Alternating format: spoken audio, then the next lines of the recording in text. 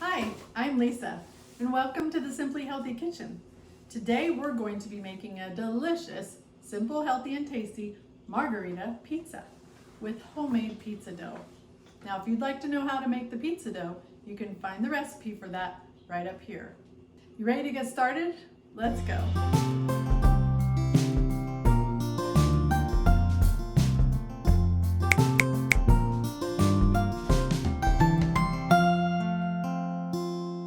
Okay, so I've had this pizza dough sitting in my refrigerator because I made a whole batch and I cut it in half, and I didn't want to use the whole batch. Half of a batch makes one pizza. So I have it ready to go. Took it out of the refrigerator, let it sit out for about an hour, and here we go. Here's our dough. So we're going to need to flour our board lightly. We don't want to add a lot of flour. Any extra flour on the bottom of this dough is going to burn your pizza. You don't want to go to all the trouble and have burnt crust. That is terrible. All right, we're going to go ahead and start with this nice round, and then we're just going to coax it out to the side. Be patient with your dough.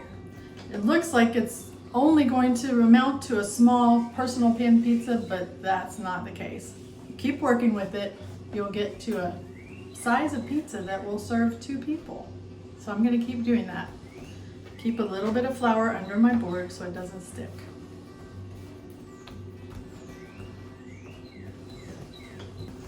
All right, so I've got it out enough that I'm going to use a rolling pin at this point to spread it the rest of the way out.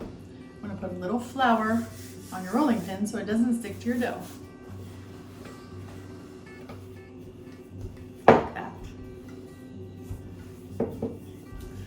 I'm telling you, I have tried so many different types of pizza dough, really a lot.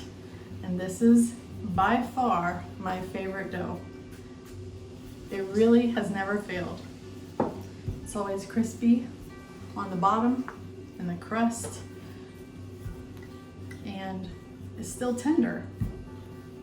I don't know, but it works. I'm gonna do one last thing. You ready? This just gets all the flour off of the pizza. Ready? You know what I'm gonna do, don't you? I did it. Yep. There we go. All right. It's going right on to our pan. There we go. Shape it. Now we're ready to add our toppings. I always add just a little bit of olive oil on the top of the crust so that my tomato sauce doesn't soak into the dough. I don't want to go to all this work making beautiful homemade pizza dough just to have the tomato sauce soak into the bottom. So this is the way I deal with it, and it works really well. It's a great tip. All right, now we're ready to add our homemade sauce.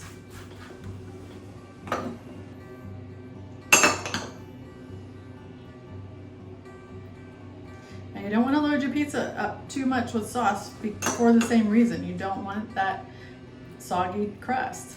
Even though the oil will help prevent, it's not going to keep, a deluge of sauce from entering into the crust and making it soggy. So spread it out judiciously.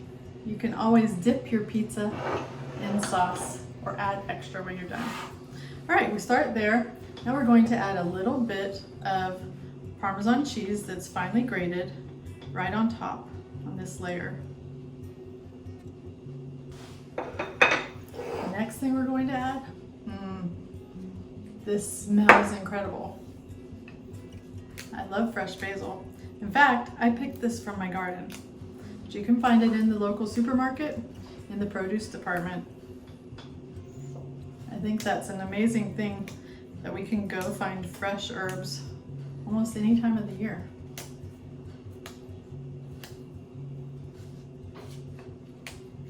So I'm just tearing these, and I really want to make sure that every bite, I or whoever's sharing this with me gets a nice piece of basil in that bite. Next, we're going to add just a tiny bit more Parmesan. And I always add the more tender veggies or whatever I'm cooking that on the pizza that I don't want to get burnt. I add that on the bottom layer, because if I put it on the top, it's going to get the heat right to it and get burnt. This is fresh mozzarella or buffalo mozzarella. You can find this in your grocery store as well. It's packed in water, and it's not that grated kind. You can use that if you want. I just like this. It's really creamy and rich, and I just love the combination. Oh, maybe just a little bit more. Like right there and right there. Oh, and what's a little more? Right there and right there. There we go. We are ready to pop this in the oven. 475, really high heat. That's what's going to get our crust going and our top all bubbly and melty. And I'll see you back in about 12 minutes. So our pizza just came out of the oven. Slide it off. Ready to cut this up and to have a piece. I wish you were here now, and I wish you could smell this, and I wish you could visually really see this. It's amazing. All right, if you want to add just even a little extra, you can use some oil that's infused with basil and drizzle it right over the top. What do you say? Let's do it.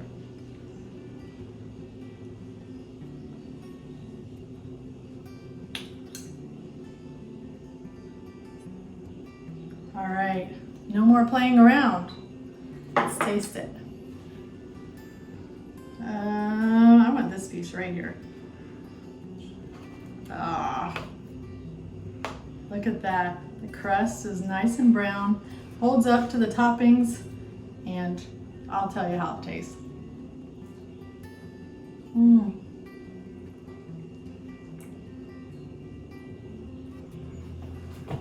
Mmm. Mm-hmm. Mm-hmm.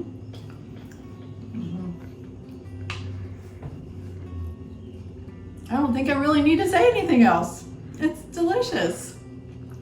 The crust is crispy yet tender, and the toppings are really tasty. They work together really well, and I hope you'll try this. You know, if you got value out of the time we spent together today making this amazing, really simple pizza, I'd love for you to subscribe to my channel or hit the notification bell, and you will be notified every time I come up with something new, simple, healthy, and tasty right here in the Simply Healthy Kitchen. See you next time.